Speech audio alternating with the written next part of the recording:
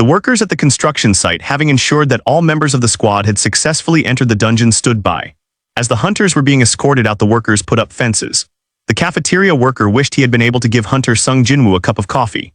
Even the simple cafeteria workers knew about Sung Jin-Woo, and they couldn't help but marvel at the fact that hunter Sung Jin-Woo always came out of the dungeon wounded. We could see that one of the squad members was using healing magic.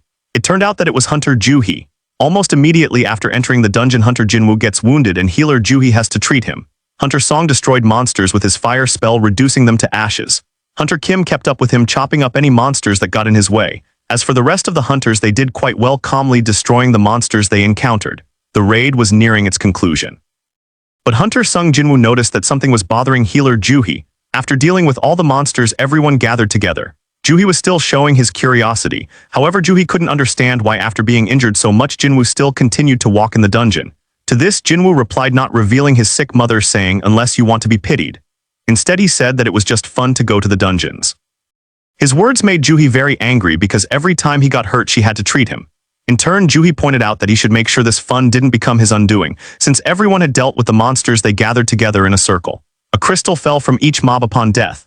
These crystals could be sold, and with the money they could buy the equipment they needed to help them further clear the dungeons.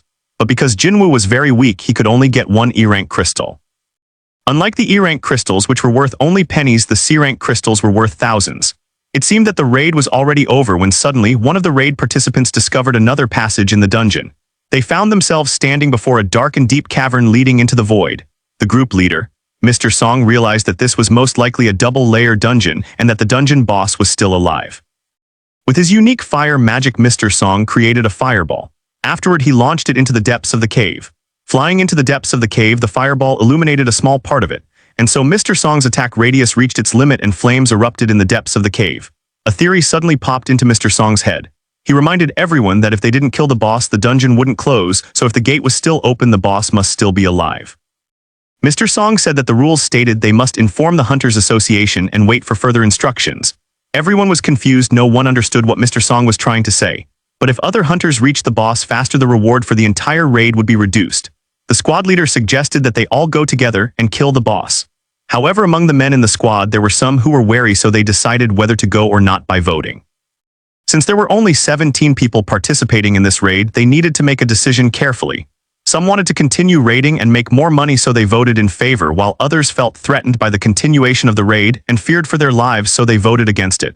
Some people voted for and some voted against. In the end, the votes were equally divided. The final vote went to Sung Jin-Woo.